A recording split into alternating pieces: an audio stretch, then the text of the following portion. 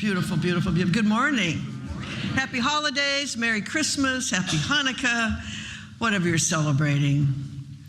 The children are with us this morning. You know, Christmas for me is about kids. There's that deep reverence part of it. There is the advent of light.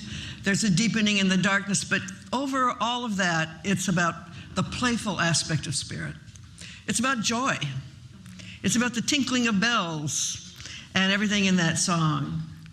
So this morning I'm going to start off with something a little more playful. Something I wrote for my grandsons when they were little boys. They're now adults. I think I mentioned this before. I was always trying to sneak in the New Thought message to my grandkids. And so I rewrote the Rudolph story with our message in it, and I hope you enjoy it. This is Rudolph the Red-Nosed Reindeer. The truth can now be told. Rudolph, the littlest reindeer, had another problem besides being small.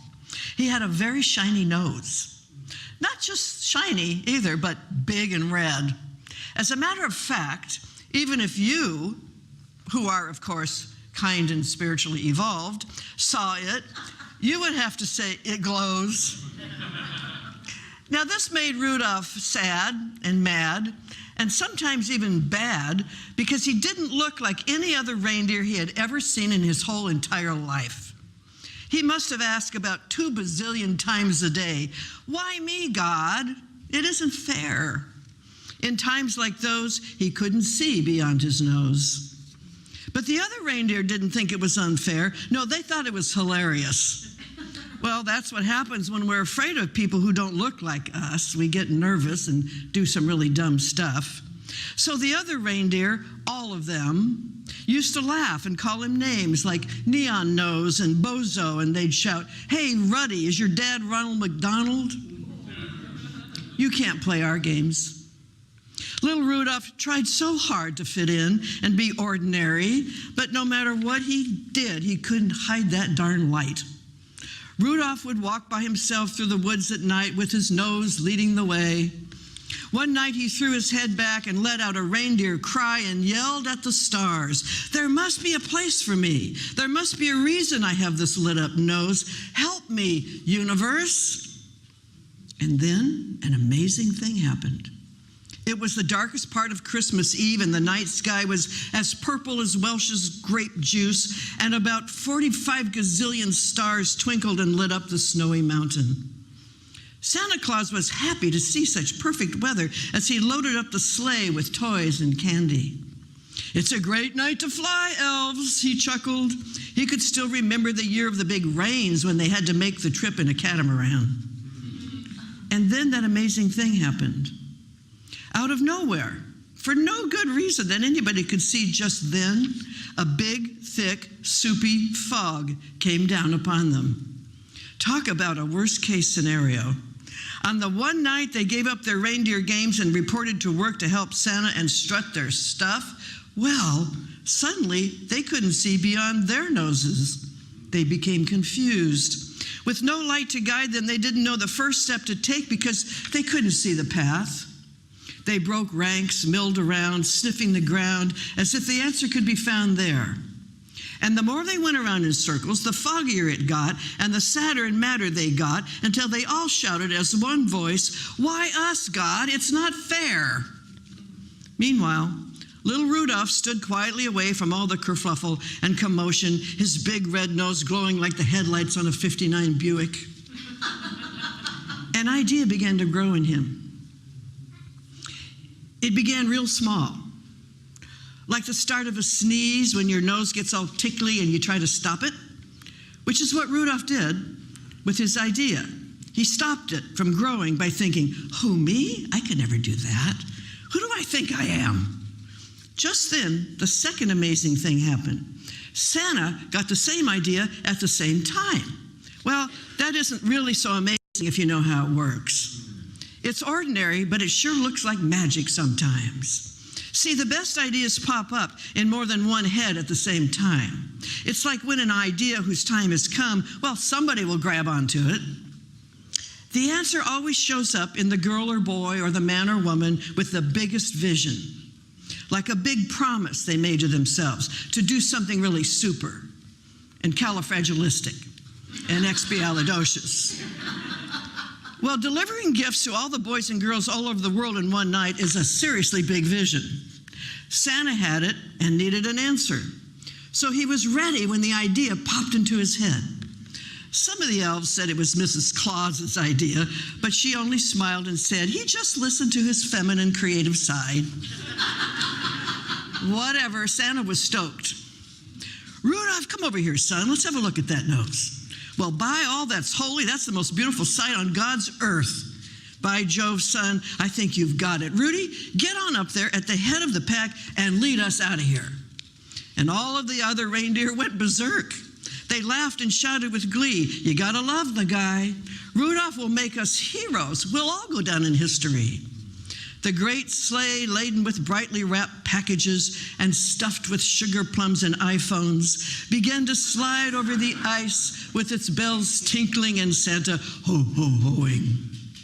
And all of the other reindeer, Dasher and Dancer and Comet and Cupid and Vixen, and all the rest whose names only a 5-year-old can recite, they all lifted their faces high, catching the light from Rudy's nose.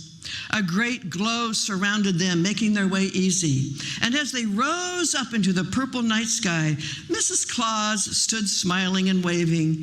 Things always work out when he listens to me, she said.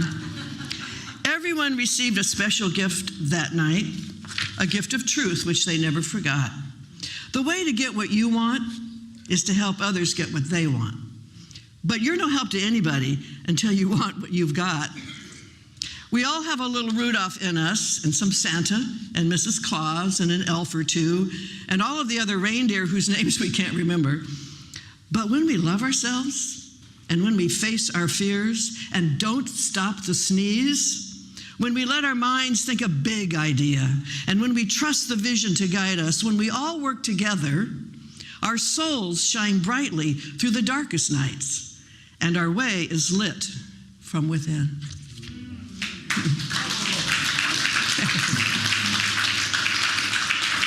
So I think most of us can identify with every character in that story one way or another. We have been at times the one, like Santa, with a lot of responsibility, a lot of people whose needs we had to meet. And sometimes it was a deadline and we weren't sure how we were going to get it done, but perhaps we found some help along the way. We've all maybe played second fiddle to someone in power, supporting them, perhaps remaining in the background like Mrs. Claus. Or we were the elves, working a way to produce what was expected of us and get it done on time and do it correctly. And we have been one of the herd with a name nobody ever remembered. But perhaps we're most like Rudolph. Everybody thinks they have something wrong with them. It could be not a physical thing, but it could be a memory. It could be an experience that was traumatic. It could be something way back. And yet, it becomes a reason for us not to think the big idea, for not to realize we could lead the pack. We could lead our own life into more light. You know, there's an old saying, you can have reasons or results, and reasons don't count. And so this teaching is partly about changing our perception of who we are and what has happened to us in our lifetime, and understanding that who we are is never damaged by it. That we're always intact, a wholeness is always there, the matrix is always totally intact. And it's up to us to claim it and move forward. Everyone has something they don't like, and it is never the reason for us not to step out, but we may think it is. I think many of us have been bullied in our lifetime, like the reindeer bullied Rudolph for a while before they understood who he was. Even as adults, there are people who spread untruths about us or start rumors or would love to see us fail. But there comes a time when we realize it's really up to us to shine. And it's up to us to say who we are and what is true for us. But we need a bigger vision for our life than just to not be hurt. How many times has someone said to you, oh, I'd love to get another relationship, but I'm not going to do it. I don't want to be hurt again. Imagine your vision is to avoid pain. Anyone relate to that? You don't have to raise your hand. There are times in our life when we feel that way. Avoiding possible pain is not a vision to live by. We need the supercalifragilisticexpialidocious vision if we want real and lasting improvement. We need to let our inner light lead us so we follow our hearts and move forward. And the word improvement is intentional there, because it always means change. If we want increase, if we want expansion, if we want more of the juice and the fun and the play and the love, it always means something needs to change. And it's always our perception of who we are. Sounds simple, but it's a deep study and it's a deep practice to get back in touch with ourselves. And we have the spiritual tools here to do it. The word improvement means shifting a perception and adopting a new one even before we actually believe it, but to begin to speak about ourselves in a new way. So it's we who have to rearrange our sense of what's possible for us. We're doing that here at the center. We're rethinking who we are as a center. We're rethinking what we can be in the community and how much more influence we can have, how much improvement we can make in the world just by presenting ourselves as a community and as a wonderful teaching. But each of us has to do it for ourselves. That's the thing. You know, you can belong to all kinds of groups, and they'll help, they'll lift, but each of us is responsible for our part in that group. We're the reindeer, each one of us. We're the Rudolph. So let's ask some questions. True love, why not you? Perfect, radiant health, why not you? Ongoing flow of prosperity, why not us? Why not us? Do we have reasons? Or do we want results? That's the promise of New Thought spirituality, that results are guaranteed if we apply ourselves to the simple task of finding love inside, claiming it, and say, that's who I am. I am joy, I am love, I am peace, and I'm finding ways to express those things more and more in my life. So the Rudolph in us will find a reason, why not me? They won't let me play, I don't look right, I'm too different, they can't see past this flaw, whatever it is. But that desire for a joyful life, a joyful center, is a tickle in our mind. Don't stop it. Let it grow. Let it carry us somewhere. It wants to become something.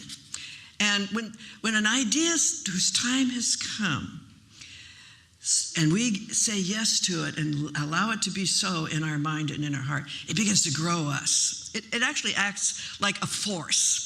You know, ideas are actually entities. Ideas that have been activated by belief or by conviction or by real desire become living things. And they can carry us forward. They can push us and expand our thinking and influence their environment, which is our mind. Our mind is Santa's workshop, literally. Our mind is where it all begins. And I'm not talking about the ego mind with its demands and its all that. I'm talking about the consciousness of being, the consciousness of spirit in us, the divine in us, that whole self that knows who it is. That's where everything begins. So ideas are very powerful, and if we allow them to grow, they become the guidance we seek. We often say, I am led, guided, and directed by God, but what if God in you can never be more than your idea of you? What if God, at the point of particularization, of personalization, which is true, the source of all life is being each one of us in some way, what if it can't do more by means of us unless we allow it to, by claiming it, and we claim it with the words, I am?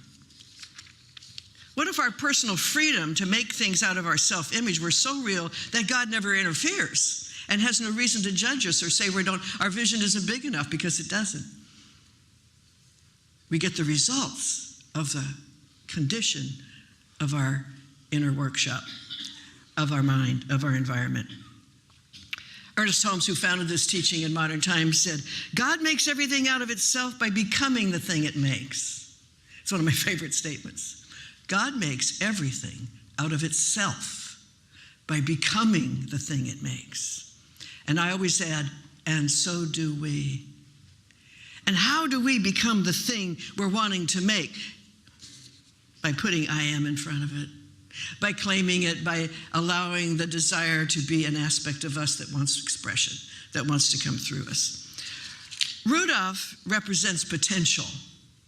It's as obvious as the nose on our face that every one of us has some level of potential we're not expressing. Would you agree with that?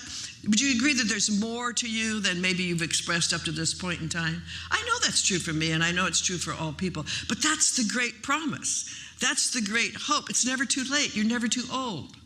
The world doesn't have to change first. It's in us. We have an enormous potential for love, for joy, for understanding, for compassion, for kindness, for caring, for prosperity, for radiant health. Enormous potential, unlimited potential. And we begin with listening to the little voice within that wants to be expressed. I am. So it's the answer to whatever needs answering. It's the starting point for a glorious shift. We can be the light in the darkness, but we must declare, and I invite you to say this out loud, I am perfect just as I am. I am perfect just as I am. And it's true. Each one of us is. No matter what we think is wrong with us, or not enough, not good enough, or too much. You ever been told you're just too much? I have. And, be quiet. Don't make waves. Sit down, little lady. I know men get that too sometimes in their workplace or with other, just chill, man. Don't make waves. And that's a kind of denial of our potential. It's a kind of way of saying you're too much. Nobody's too much. We're all spirit expressing. So let's let our own light shine. Let's lead our own way. Let's claim our true identity. So I invite you now to join me as we go back within.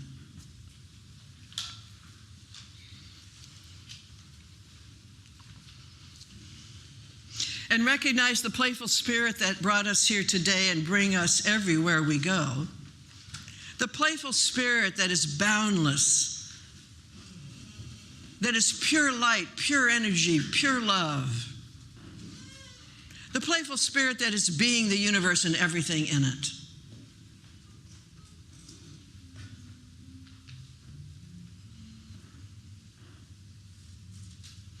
In this season, the season of light, the season of honoring the child in all of us,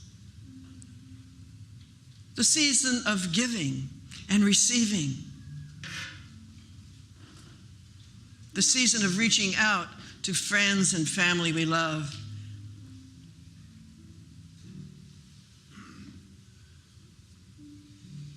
the season of rebirthing our own self-awareness.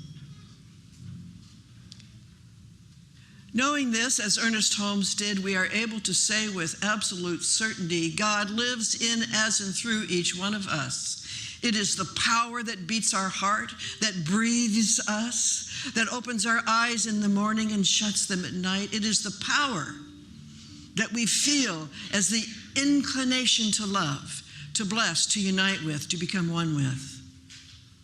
It is that within us that wants only joy and love, that never seeks to harm or hurt. It is the power within us to make all things new in our life, beginning from within, beginning with how we see ourselves. It is the power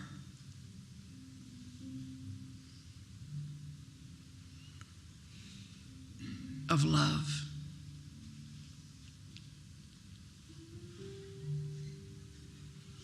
And there really is nothing else.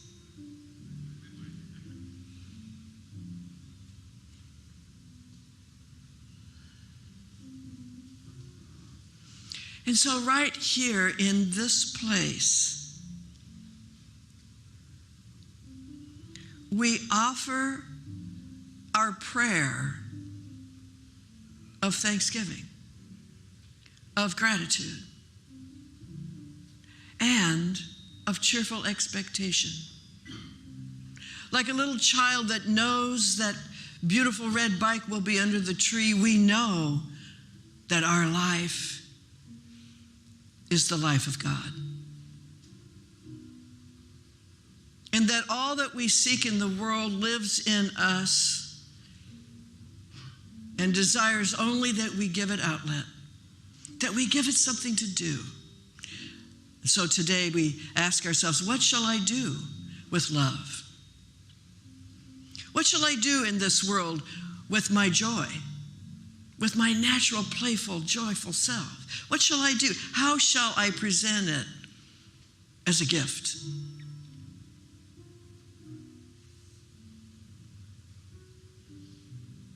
We ask ourselves, is there anything that I am not, that I truly desire? And the answer is no. We are everything we desire.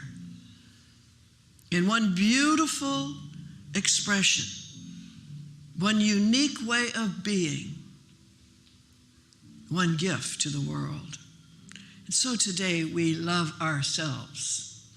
We love our soul. We love our spirit. We love our source. And we say yes to that idea that wants to happen by means of us. And each one of us knows what it is for ourselves.